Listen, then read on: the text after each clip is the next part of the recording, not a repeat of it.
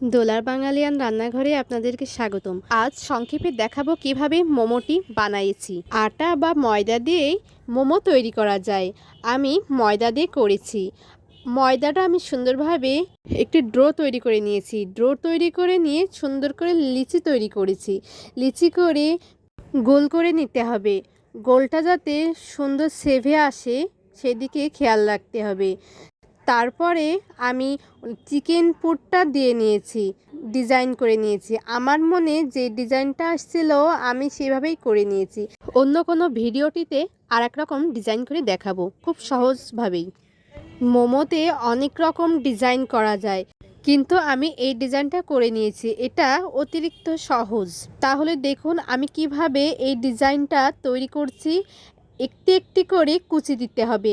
শাড়িতে যেমন কুচি দেয় আমিও ঠিক সেইভাবেই মোমোতে কুচি দিয়েছি।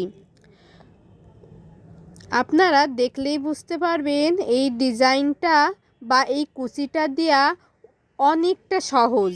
আমার ভিডিওটি দেখে যদি আপনারা বাসায় করে থাকেন তাহলে একটু ধৈর্য সহকারে দেখবেন আমি এই কুচিটা কিভাবে করেছি। আমি অন্য কোনো ভিডিওতে আপনাদের দেখাবো কিভাবে আমি মোমোটি সিদ্ধ করেছি।